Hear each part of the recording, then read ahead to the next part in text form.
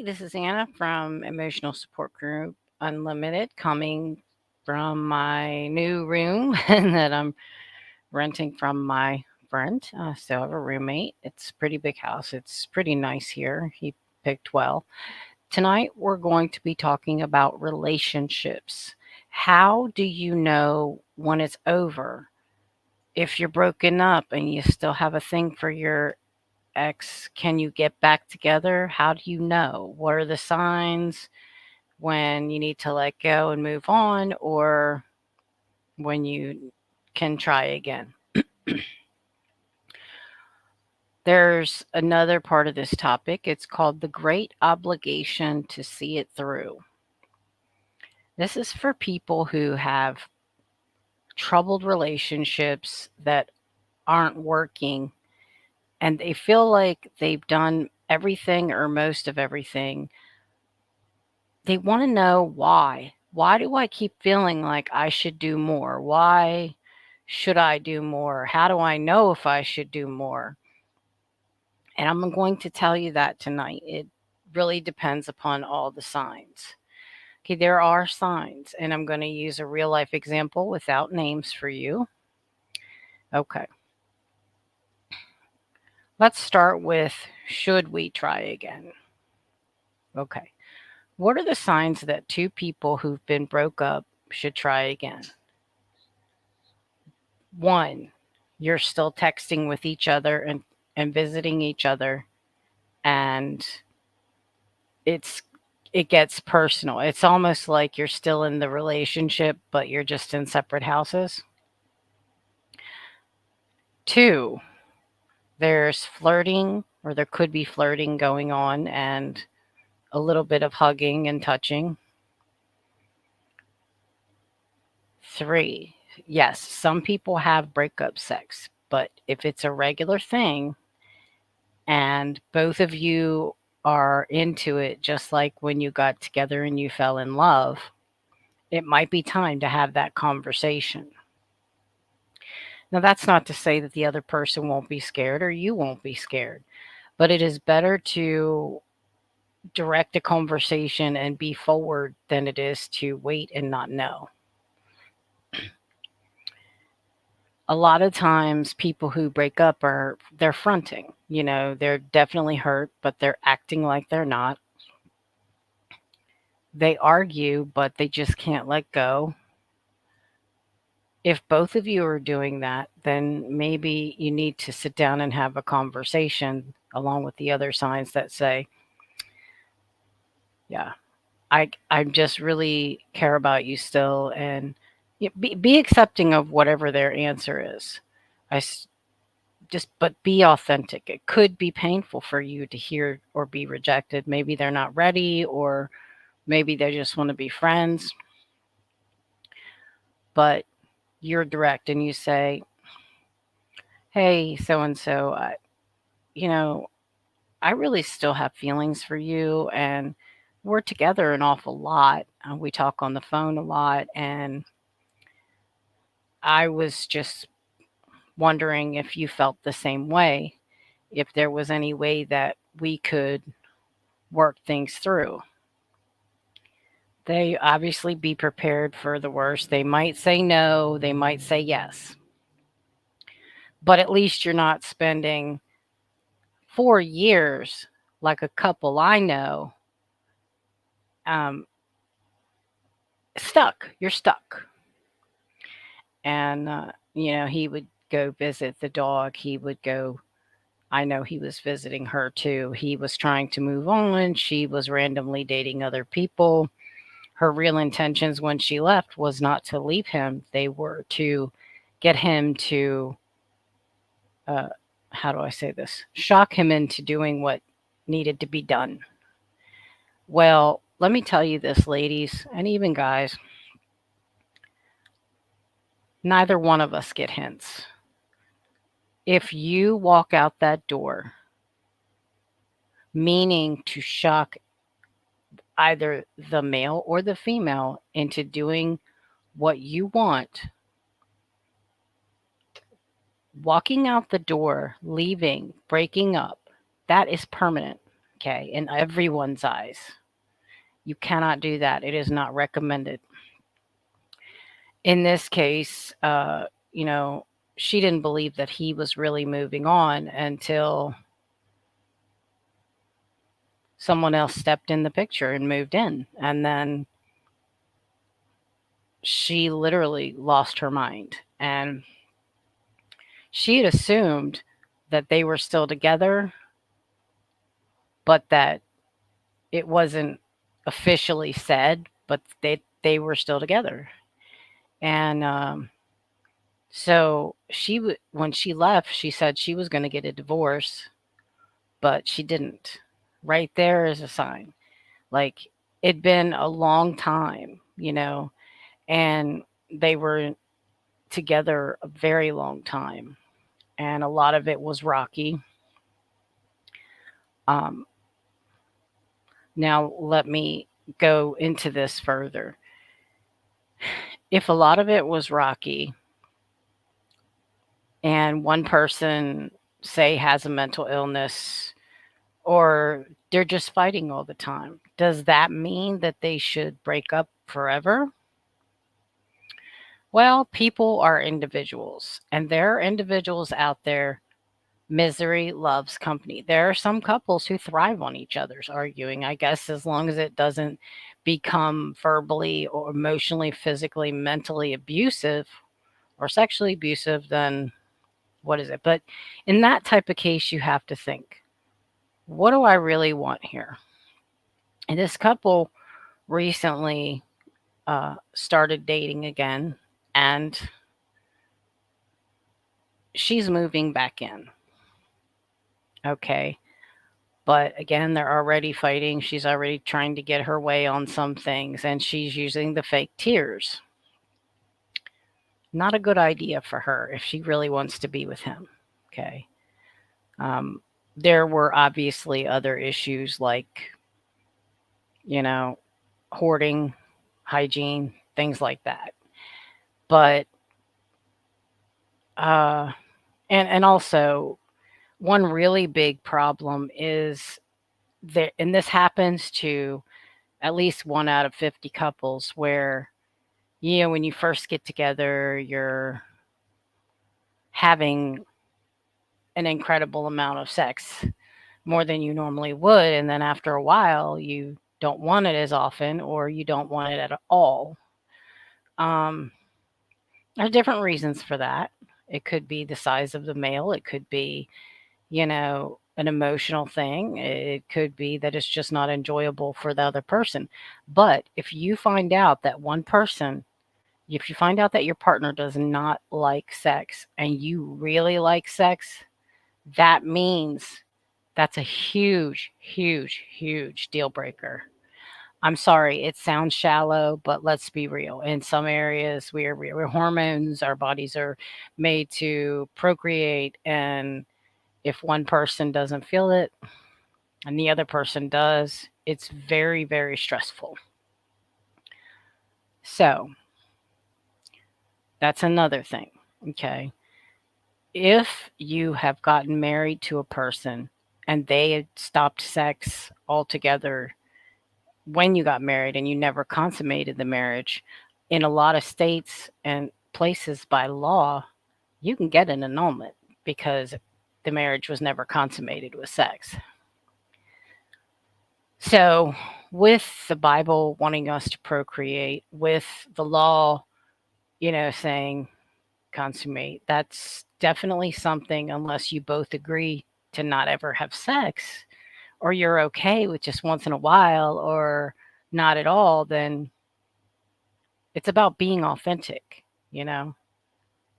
Don't don't take less than you want from a person, even if you've had history with them. And you have to think, say the first 5 years of a 20-year relationship are good. It's well rounded, you're happy, you're getting along, you're making love, and then all of a sudden it stops. And one or both parties claim it's not enjoyable anymore to do it, to have relations. Well, is this an emotional thing? Why did it stop? Did you really get that much in the beginning? Did they ever look like they enjoyed it in the beginning? There are things out there that you can use. At Walmart, they have a fantastic gels for some women. The bottle of lubrication, because they're dry down there, or he's too big, is not enough. It's too watery. You need to get the gel, and it's only about $10. But it also takes time, especially if you're older and you've been through menopause, you know, or just or he's just incredibly huge. It can be done, but it can take up to a year to fully enjoy it without gel. And the first couple minutes for the first months with the gel might hurt. I don't know. But still, you can't make someone do something that they don't want to do. And if that was a part of your marriage in the beginning and it becomes where it's not a part of your marriage anymore, one person still wants it, as conceited and shallow as it sounds, it's very important. Okay. So, one person, all the signs that it's time to let go if you're in a relationship are you're not really spending time together or not enjoying the time you spend together. The making love has stopped. The cuddling, the good conversations have stopped. You seem to be arguing all the time and you're hitting brick walls because neither one of you uh, are listening truly to the other. You go to counseling and nothing changes, or it only changes for a small amount of time. And one of the big problems, obviously, cheating or abuse is definitely a deal breaker. If one person has a substance abuse or physically abuses the other one mentally, sexually, all that, those are deal breakers. Now, I'm 52, and I know someone who's about 57 or 58, and their parents grew up in a time where you didn't get a divorce. You lived miserably with the person that you chose. Well, let me tell you something. The first 6 to 8 months of a relationship where you're feeling on cloud nine, that's not love. That's limerence. You don't know that person well enough. And that's why we wait and scan and we use the burn haystack dating method. For those of you who are new, wait and scan means you do not set obligations or expectations with the person. You ask all the questions that are important to you. You listen to them. This is why relationships and getting to know each other have to be two-way. Because if he's constantly listening to you, but he's not sharing about himself or doesn't get to, that's a problem. Everything has to be equal. The longer you listen and listen to understand, the more you're going to learn about that person and how they handle things in life that may or may not be agreeable to you. But some of those things don't come up until 4, 5, 6, 7, 8, 9 months later. Okay. Even if you've had your first argument, I mean, obviously, if he or she gets violent, has a really bad temper during your first argument, calls names and things like that, or if they're a mean drunk or an alcoholic, substance abuser, and you find that out, those are deal breakers. But some people are really good at keeping their patience until a while down the road. So you wait and you listen and you ask questions and you don't get hooked on this person right away. That's the reason. Okay? You don't want those false feelings. You have no expectations. Don't dream, don't daydream, don't be like, "Oh, we've been together a month and well, oh, he's so divine." And then you start thinking about it and you start putting him in the marriage or whatever you want. You start putting the kids there, start putting a future. You're setting yourself up because what's in your head is usually not what this person is. Okay. But if at any time while you're waiting and you're scanning these people, they do something that is completely disagreeable with you, you have to let it go. You do not have to do the at least he wasn't like my ex, or at least he doesn't do this. No. Okay. If this person scares you, if this person makes you question yourself, if this person pushes you too fast, if this person has a secret, mysterious life that you don't know about but you suspect, all of that brings stress into a relationship. If you ask this person, say, oh, one important too, because I've noticed everybody's doing the text thing, and it is said by businesses and relationship experts, do not spend important things on text. In other words, don't talk about serious things on text. Text should just be used for, hey, I'm running late, or what time did you want to meet up? Or, maybe, hi, have a nice day. It should not be used any further than that. You need real life conversation, not texting back and forth. Texting has broken up text-based relationship has broken up so many people that would have been good together, because you can't see gestures in text. You can't see emotions in text. Things get very confused. Some people communicate poorly, type the wrong words, and then a good person gets dumped because of they made a mistake or didn't say something right. Face to face is hard, but face to face is the way it's got to be. If you don't spend enough time together, say this person tells you they care about you, they want to spend time with you, and then, they go a week without talking to you. Or every time they get mad at you, they ghost you, they don't talk it out. Those, dump them, okay? So while these women are keeping ghosters in their life, I don't know, why did he ghost me? He ghosted you because he doesn't respect you. He doesn't want to listen to your opinion on things, and so he just ghosted you. It's disrespectful. It's not moral at all. And it is a relationship breaker. It is a deal breaker in this age. Just like if you're talking to some person online and you don't hear from them, you're trying to get to know them and you don't hear from them for a week, even like 2 or 3 days. Oh, I was busy, they said. Well, then why are you on the dating site? You don't do that to people. Real people who are ready for relationships check in every single day. Okay, they mean sometimes during the week or when their work week, they don't say a whole lot, but they do. They make sure somebody who really wants you. It's in their chemistry to make you important in their life, and if they're not doing that, they don't belong with you. So there's one big problem in relationships that men do not want to listen to. Women have an intuition naturally when another woman is after her man. And sometimes it's obvious to the man that the girl's flirting with him and shouldn't be. Other times it's not so obvious because some guys are oblivious. However, it should never happen. It should never be excused. And same thing if, a guy's flirting with your woman or whatever, a girl with a girl, whatever, whoever you are, your other partner should not be flirted with or be flirting with anybody else. Okay. It makes the other party feel lower than low, and it ruins relationships. That person, if you're in a serious relationship with them, needs to be the one you're flirting with, calling beautiful, fantasizing about. Okay. It's okay to look here and there.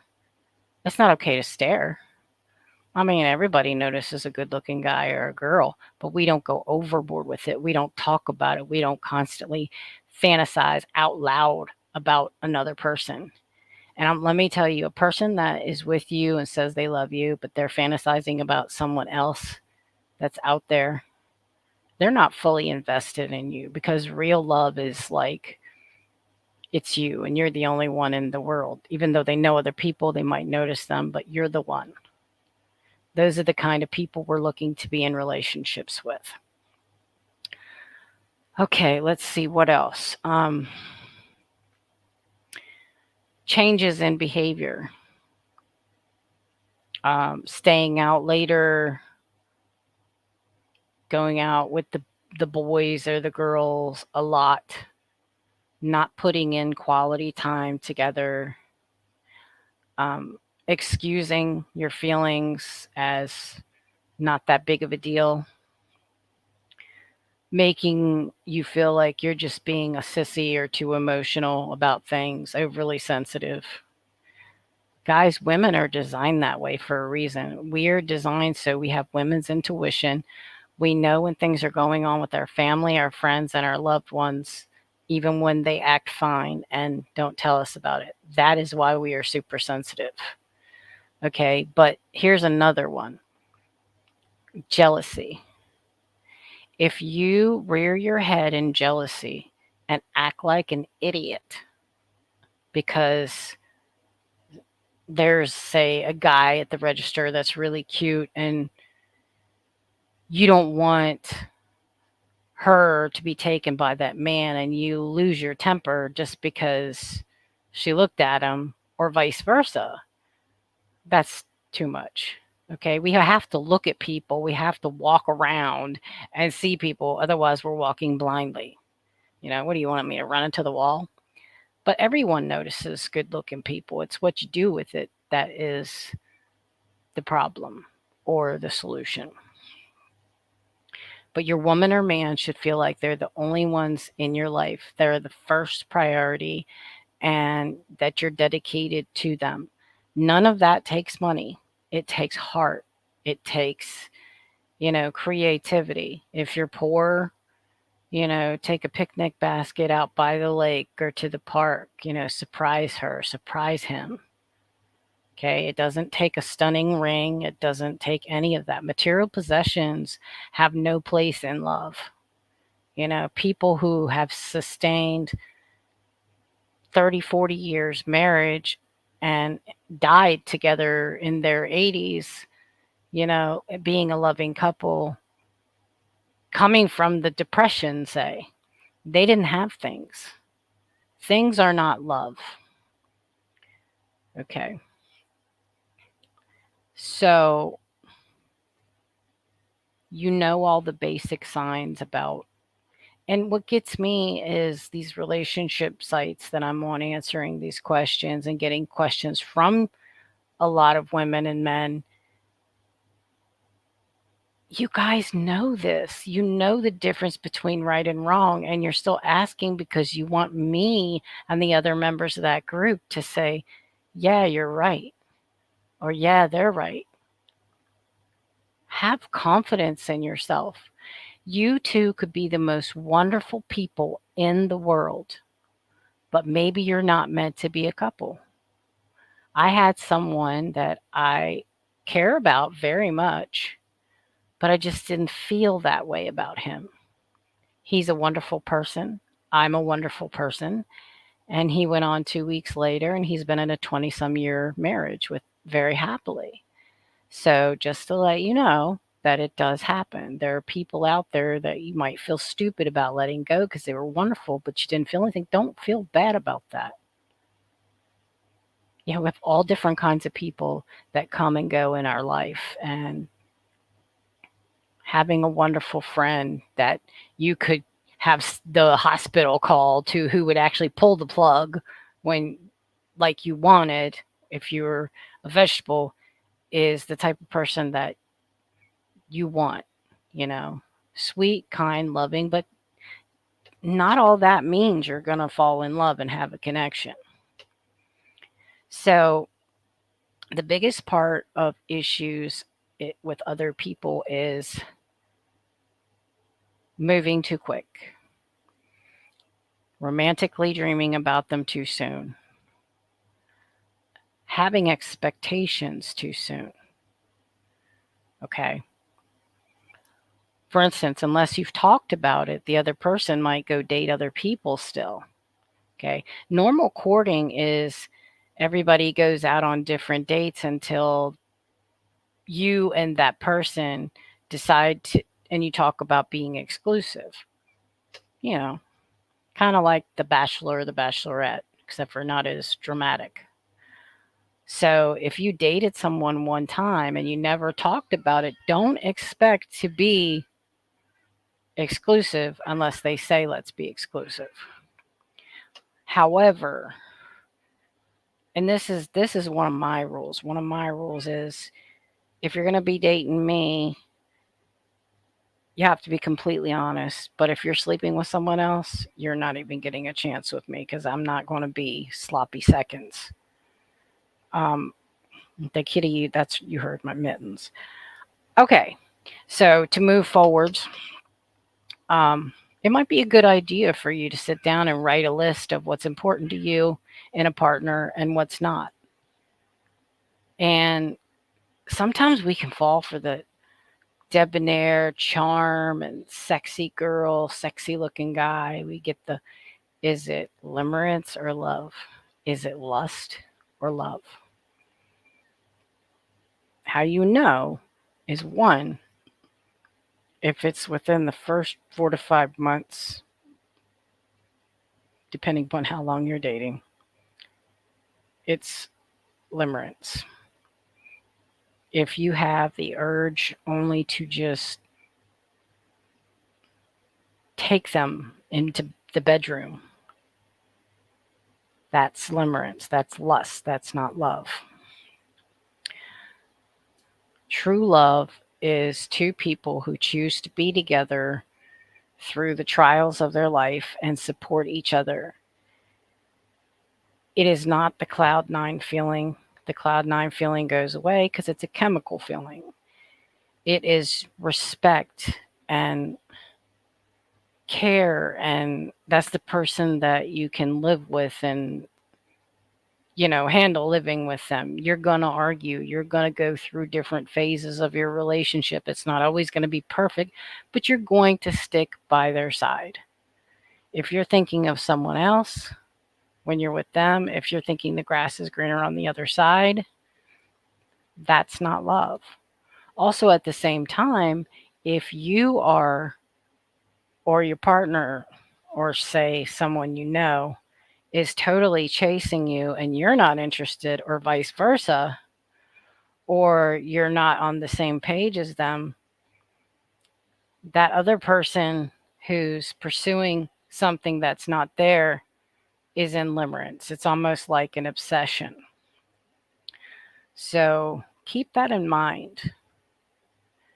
And if you're like me and you're attracted, you learn your attraction after a while to certain people, that instant attraction. For me, I know that has been a bad boy. When I want to just, ooh, ooh, ooh, ooh, ooh, and I go, well, that's the cat being naughty. It says, and I go, well, I know this is a bad boy or was a bad boy because I'm just really, woo, into them. That's lust. That's not love either. And I back off because once I know I'm having that immediate feeling for someone, it never works out. Okay. If you begin having sex too soon with someone, you cannot build a relationship off of that because, especially for a male, they're physical in every way. And that's what they'll think about most. Okay. Some guys will tell you they won't, but they do. Never, ever has there been a relationship that started out sex that has turned into a successful long term relationship. Now, there are people out there who have cared about each other for a long time and not admitted it and had sort of a moment. That's different. But if a guy or a girl is calling you sexy, hot, all that, or begins talking about sex right away, or can only talk about sex or your body, they're looking for sex. So in relationships, some of you feel that you are in relationship with a person, but it hasn't been that long and you're wondering how it's going to go. That's having an expectation. how it's going is how it's going. Are they talking about sex more than everything else? Are they just meeting you and saying, "Yeah, I care about you," and then you're sleeping with them and then they don't see very often? Are they ghosting you? Have they changed the way that they communicate with you? Pay attention. Wait and scan. That's why we don't give our bodies up. I learned that. And anyway, so let's talk about, can it be fixed? Okay. For those of you who've had relationships and say you're having a lot of trouble in the relationship or you've broken up, okay, it really depends. Was it a deal breaker that broke you up? Was it substance, physical abuse? Was it mental abuse? Was it just two people who could not get along? Okay.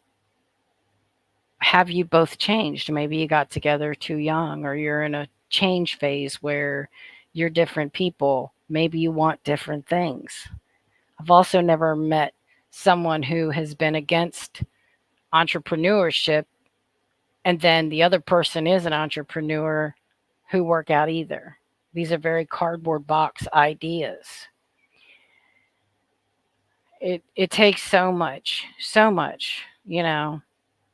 and you guys thinking if politics or shouldn't be in politics or religion should not be in relationships, but as an importance, as a way to get along or be compatible, I'm sorry, but they are. Okay. You are either into politics or you're not. Okay. So most of us don't talk about politics, especially because it's a sore spot. And if there's one person who wants to talk about it constantly and you don't want to talk about it, it's a sore spot and it's annoying. So, if you get together, if both of you are hanging out or you're texting a lot, it's almost like you're in a relationship, but you're not because you broke up. If you're still being loving towards each other, if there's signs like you're buying each other some things or helping each other out equally, you know, he still comforts you when you're feeling sad. You might want to have that conversation and sit him down and say, look, we do everything in a relationship that a relationship does except for be in a relationship. Is it possible that we could try again? And you expect nothing. And then the person will tell you what they tell you. And if you guys have a communication issue or there's another issue, which usually all goes down because guys, like, even if they're having a sex issue like ED, they don't like to talk about it. So they might make another excuse. And you have to be fully open to get through these things and to get through the relationship because here she's wanting it, you're not giving it to her, and she's thinking, well, where else is he getting it? What's wrong with me? That's why you have to be open about it. Same with girls. You have to communicate everything, even the embarrassing stuff. So, if you can get yourself, if you're both still interested and you can get yourself counseling, you're both willing to go to counseling and learn the skills that you need to be better communicators and listeners, then, and you have those feelings for each other, it is possible. However, if you broke up because he didn't do what you wanted him to do, and I'm not talking about normal stuff, I'm talking about slave stuff. Like, I couldn't control him anymore, so I left to show him, this is what happens if you don't do what I tell you, type of thing. Or you're overly jealous over literally nothing. Like, he's got to go to the store and some girl notices him, but he don't even notice her, and you get mad at him for that. Then you're going to have a problem. You could get back together. It takes both parties counseling and trying and working at it. And and that includes going to places that your partner likes that you may not like. You can't just have a one-sided dating relationship where we only go to rock and roll concerts and she likes country, things like that. Okay.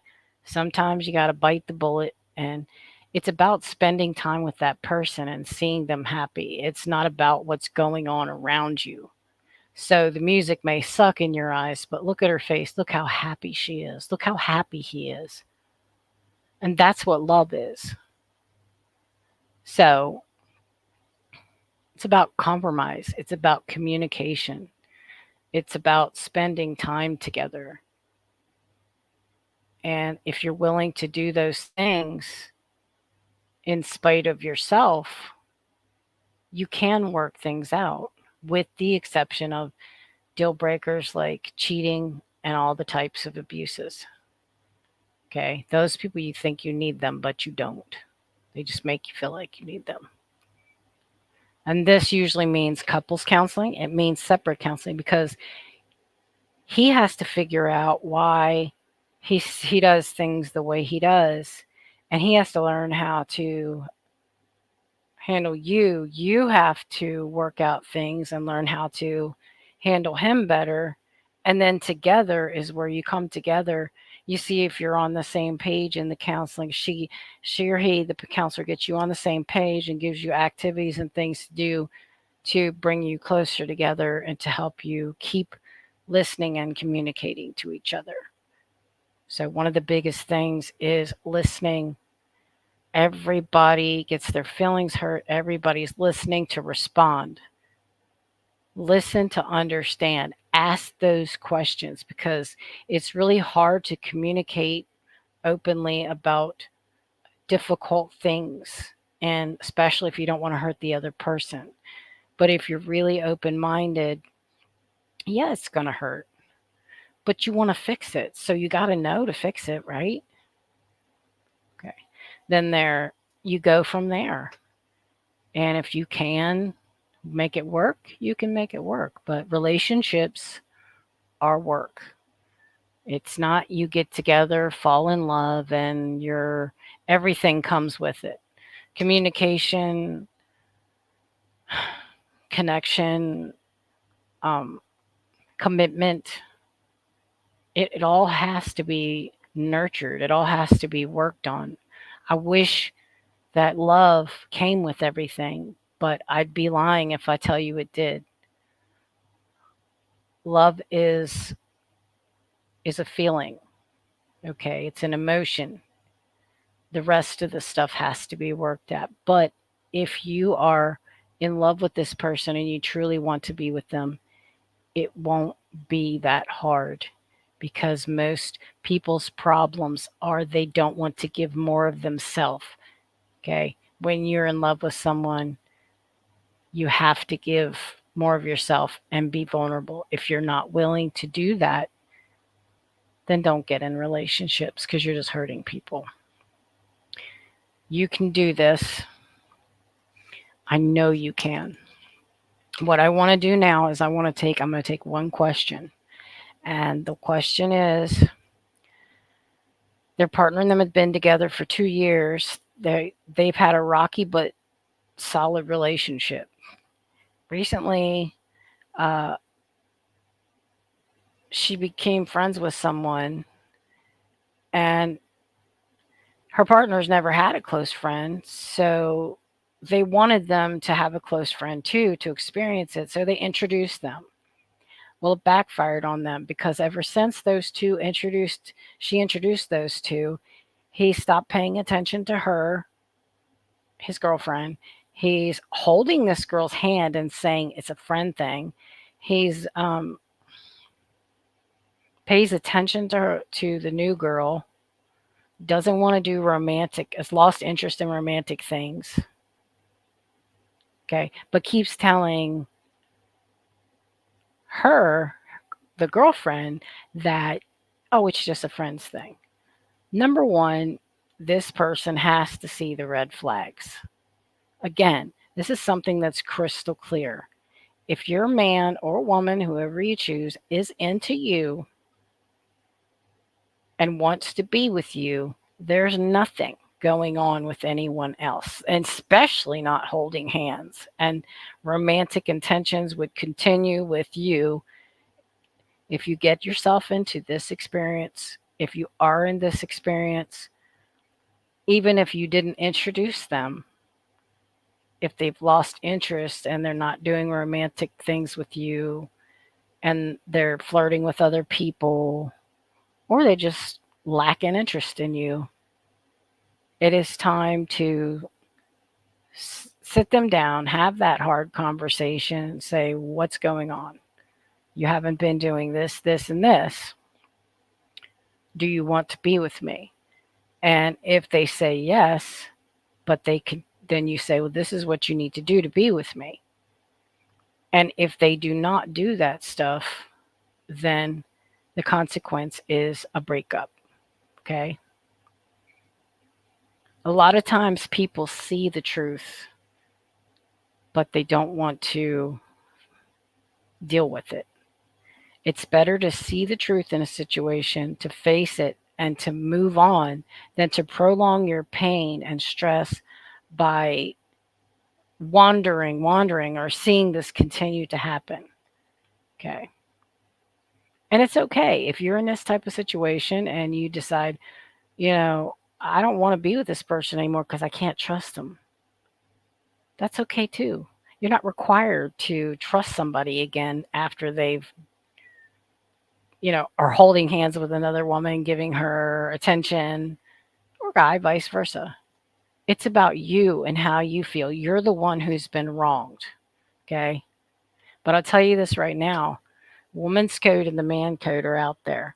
You never hang out. Both of them have the rule, you never hang out with the opposite sex by yourself. You never go and help the opposite sex without your spouse there or your significant other. And if your spouse or your significant other does not like that person, they got to go. Okay. And if someone comes between you, like even if you introduce that person and then they come, I guess it looks to me like these two, her man got feelings for that girl and that girl got feelings for what? She must feel terrible having set up a friendship between two people. But that's not hers. That's not hers to blame. That's just what happened. And so she needs to decide. Okay. And if it was me, instant dump. All right. This is Anna from Emotional Support Group Unlimited. Please like, subscribe, and share.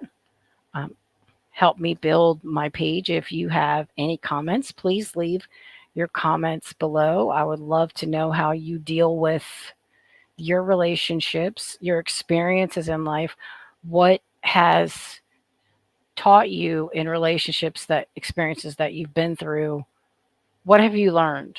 What was the biggest lesson you learned from the relationships that you've been in? Thank you. Have a wonderful evening. Bye.